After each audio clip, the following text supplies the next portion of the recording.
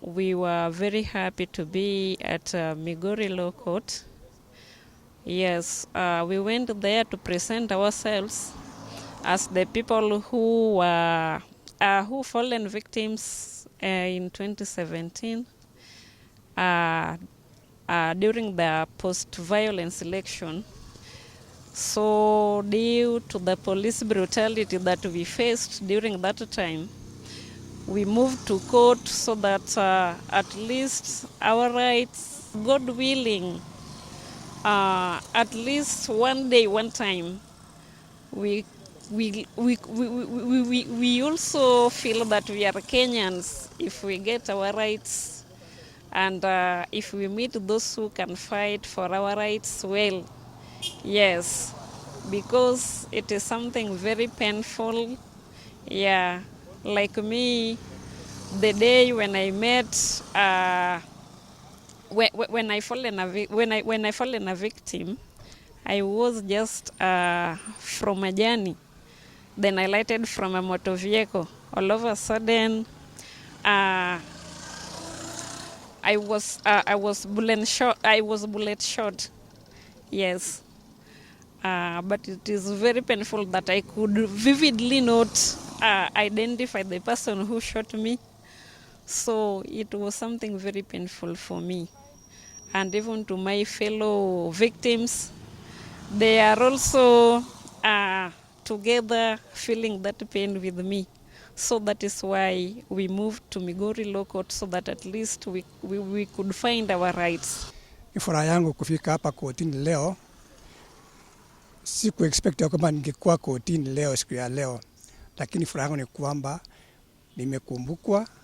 Mtoto wangu aliumia, alipigwa risasi na akaumia sana, alikuwa anasoma shuleni. Sasa ndio nawakilisha saa hii, maana nataka haki itendeke.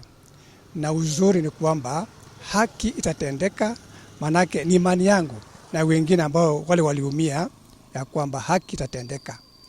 Na ni furaha, manake sikujua kwamba baada ya miaka mitatu, baada hii fujo, tungekuwa na amani kufikia sasa hivi. Ni furaha yangu sana. Na ninaomba serikali pia iangalie wakati wa election kuwe na amani. Maana watu wanaumia, wengine waliuawa, walikufa, wengine kisao siko, wengine hata hawajui wako wapi. Kwa hivyo tunaomba sana wakati huu tuwe na haki na haki itendeke kwa wote ambao waliumia na kuwe na amani Kenya hii wakati wa election. Today I have partnered with the Independent Medical Legal Unit, IMLU, as a pro bono lawyer. So today at the High Court of Kenya at Migori, we have filed a constitutional petition filed by 4 petitioners, Naomi, Issah, Stephen, and Nicholas, who were victims of police brutality during the 2017 general elections. They were shot by the police, and from 2017 today, nothing has happened in terms of holding those police officers accountable. So it's because of that we've chosen to file a petition in court so that the victims of the police brutality can get justice from our courts. And our constitution, the one we adopted in 2010, guarantees the freedom from torture or cruel and inhuman or degrading treatment. These victims were innocent people who were going about their business during the election period. However, police officers used lethal force on them, and they sustained very serious injuries. Despite those injuries, nothing has happened in terms of from the government in trying to compensate them. We wrote letters to the Inspector General of the National Police. No feedback came from that letter, and that's why we've chosen today to file the matter in court. The challenge with these cases, because someone might be asking, why have we come to court 4 years after the incident? The challenge with these kind of cases is that documenting them and gathering evidence takes a lot of time. For example, you need medical reports. You need the police to issue P3 form to the victim. That was a challenge. For a long time, the police delayed to issue the P3 forms. It was only until there was sufficient pressure that the police issued the P3 form. And then beyond that, also you need a doctor a public doctor to sign the P3 form. Again, that was a challenge, but at least it happened.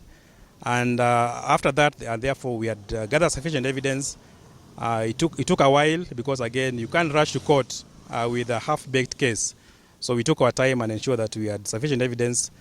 Is why we came to court today. So in as much as it's 4 years late, but justice, we hopefully will still be done to these 4 victims of police brutality.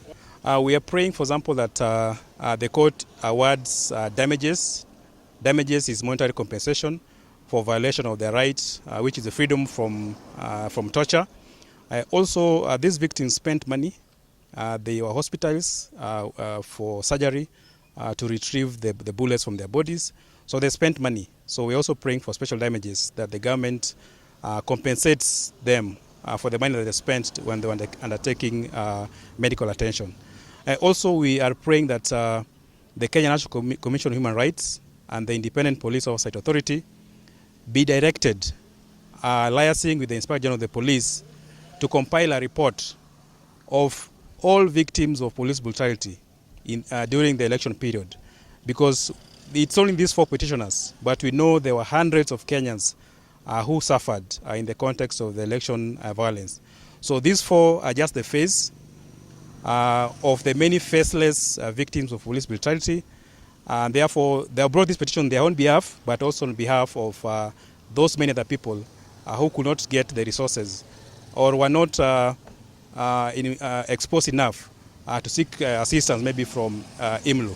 Our aim as IMLU is to ensure that we have a society free of torture, inhumane and degrading treatment. We have been in existence for about 28 or so years.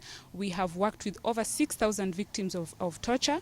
And currently we are here in Migori to ensure that justice is seen to be done for these petitioners who were violated by police officers and other law enforcement officers during the 2017 and the 2018 elections.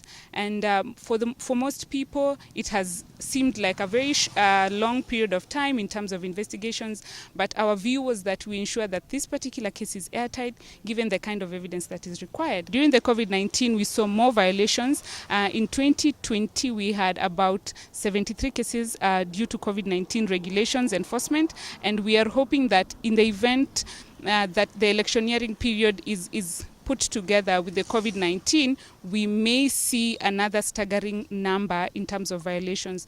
And at this point, we call upon the law enforcement officers, the Inspector General, and everyone under that command to prepare adequately. And preparation in terms of ensuring that all that is undertaken during that particular period is undertaken based on the internationally applicable standards as well as the Constitution of Kenya. Everyone in this county and country is entitled to their human rights, right to life, right to security, right from freedom of torture and any other type of ill treatment.